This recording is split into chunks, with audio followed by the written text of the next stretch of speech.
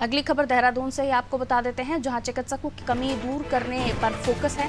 चिकित्सकों की कमी दूर करने एक नया फार्मूला बनाया जाएगा। कमी होने पर गैप स्टडी के साथ छुट्टी लगेगी और विशेषज्ञों की सेवा के लिए आयु सीमा बढ़ाए जाने पर भी मंथन शुरू हो गया है। देखिए, ये तो जग जाहिर है कि देश में जो है चिकित्सकों की कमी है।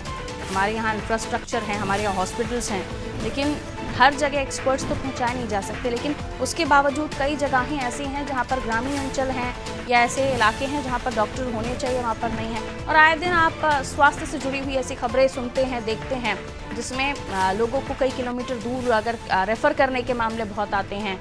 आसपास के जो इलाके हैं वहाँ पर आपको स्वास्थ्य सुविधाएं मिल जाएंगी, लेकिन अगर कोई गंभीर या कोई बड़ी स्थिति बनती है तो फिर आपको दूसरी जगह पर जाना होता है। तो ये तो खैर चीज़ें हैं ही, लेकिन उसके अलावा भी चिकित्सकों की जो कमी है उसको दूर करना, अच्छी स्वास्थ्य सेवा देना, ये सरकार की प्राथमिकता में होता है। और अगर चिकित्सक कम हैं तो उन्हें बढ़ाना और उसके लिए तमाम फार्मूले ईजाद करना, ये कोशिशें हो रही हैं उत्तराखंड में और धामी सरकार ये प्रयास कर रही है।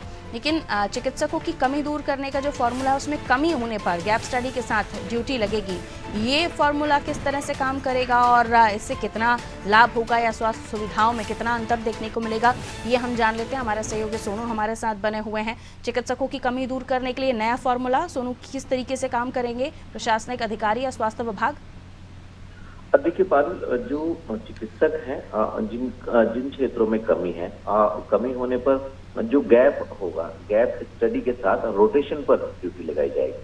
और जब रोटेशन पर ड्यूटी होगी तो इसको कमी को दूर करने की कोशिश की जाएगी। एक तरफ तो ये प्रयास किए जा रहे हैं, इस फॉर्मूले को अख्तियार कर रही है धामी सरकार। आपने स्वयं इस बात को कहा है कि उत्तराखंड की धामी सरकार लगातार प्रयास तो कर रही है, लेकिन काफी समय से इस क्षेत्र में पूरी तरह से सफल नहीं हो पा रही है। और इसकी एक मुख्य वजह ये भी है कि जो सरकारी मेडिकल कॉलेजेस से जो युवा मेडिकल की पढ़ाई कर रहे हैं, जब वो डिग्री ले लेते हैं, डिग्री लेने से पहले जब वो प्रवेश करते हैं तो उस वक्त उनसे करार किया जाता है, बॉन्ड बढ़ाए जाते हैं और ये शर्त रखी जाती है कि आप पर्वतीय क्षेत्रों में अपनी स्वास्थ्य सेवाएं देंगे।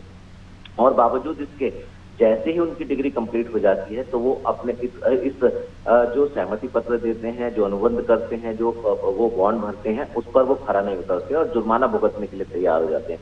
जिस वजह से जो सरकारी प्रयास हैं वो सफल नहीं हो पा रहे हैं, क्योंकि कोई भी युवा डिग्री तो लेना चाहता है लेकिन वो पर्वतीय क्षेत्रों में विषम भौगोलिक परिस्थितियों में वो ड्यूटी नहीं करना चाहता। और सरकार लगातार इसके लिए प्रयास कर रही है। कई बार चिकित्सकों के मानदेय में भी बढ़ोतरी की गई है नियमों के विपरीत। इसके अलावा जो विशेषज्ञ चिकित्सक हैं उनको कई सुविधाएं भी उपलब्ध कराने की सरकार ने बात कही है और बार बार विशेषज्ञों को पर्वतीय क्षेत्रों में तैनात करने के भी दावे किए जा रहे हैं।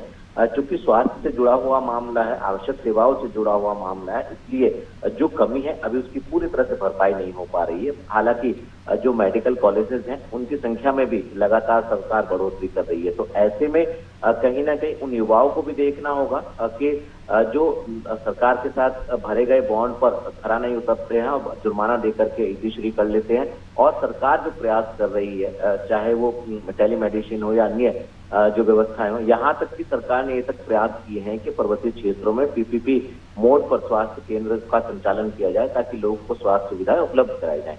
अब देखना होगा इस फॉर्मूले के आधार पर आखिर किस तरह से चिकित्सकों की कमी को दूर किया जा सकेगा और कैसे आने वाले समय में स्वास्थ्य सेवाओं को और बेहतर किया जा सकेगा।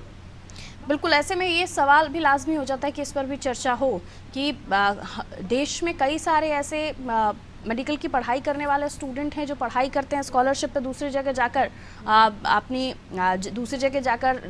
स्टडीज़ कंप्लीट करते हैं, डॉक्टर की डिग्री हासिल करते हैं। और कई बार ये भी हो जाता है कि वो लौटते ही नहीं है, वो वहीं सेटल हो जाते हैं। उसको लेकर भी कई बार हमने चर्चाएं सुनी हैं। सोनू, तो देखिए, ये भी बहुत महत्वपूर्ण सवाल है, लेकिन उत्तराखंड में खास तौर पर ये नहीं हो पा रहा है, क्योंकि जो मेडिकल कॉलेजेस हैं, 2 मेडिकल कॉलेज अभी सरकारी के वो पर्वतीय क्षेत्रों में है और कुछ मैदानी क्षेत्रों में। और जब कोई भी युवा, कोई भी स्टूडेंट जब मेडिकल की पढ़ाई करता है तो वो जब बॉन्ड भरता है तो वो इस बात के लिए बोलता है कि हम पर्वतीय क्षेत्रों में सेवाएं देंगे। लेकिन जब वो सेवाएं नहीं देते हैं और सरकार ने जो प्रावधान किए हैं उसी के तहत वो जुर्माना देना ज्यादा बेहतर समझते हैं, तो इसी कारण इस समस्या का समाधान नहीं हो पा रहा है। अगर ऐसा हो जाता है कि पर्वतीय क्षेत्रों में पढ़ने वाले स्टूडेंट जब उनकी मेडिकल की डिग्री पूरी हो जाती है वहीं पर सेवा दे और वहीं पर बच जाए, तो ये कहीं ना कहीं उत्तराखंड के लोगों के लिए आज से, और उत्तराखंड में जो बड़ी तादाद में बाहरी क्षेत्रों से लोग यहाँ चार धाम यात्रा करने के लिए, यहाँ की खूबसूरत वादियों को निहारने के लिए पहुंचते हैं, तो निश्चित तौर पर कहीं ना कहीं ये उसके लिए मील का पत्थर साबित हो सकता है और सरकार लगातार यही प्रयास कर रही है। तो ऐसे में कहीं ना कहीं ऐसे युवाओं की, ऐसे स्टूडेंट की जो मेडिकल की पढ़ाई करने के लिए यहाँ पहुंच रहे हैं, उनको भी इस चीज को समझना होगा। हालांकि सरकार की तरफ से प्रयास किए जा रहे हैं, अब देखना होगा कि आखिर कितने समय में सरकार चिकित्सकों की, खास तौर से विशेषज्ञ चिकित्सकों की जो भरपाई है, जो कमी है, उसको कैसे पूरा कर पाएगी। बिल्कुल, ये देखना दिलचस्प होगा और कदम भी उठाने की आवश्यकता है, क्योंकि इतना आसान नहीं होगा ये तमाम चीज़ों को करना। क्योंकि चिकित्सक हम देखते हैं कि पहले के समय पर और होता था कि वो कर्तव्यों का निर्वहन करते थे कि हमने देश के लिए काम करने के लिए जिम्मेदारी ली है, लेकिन अब दौर दूसरा है। बहरहाल सरकार की कोशिशें हैं, अब आने वाले समय पर सरकार जो विशेषज्ञों की टीम है वो कैसे तैयार करती है, विशेषज्ञ डॉक्टर की भरपाई जो है वो कैसे होती है, जो ज़रूरत है। लौट रहे हैं, सुनो आपके पास अगली खबर पर आपसे बात करेंगे।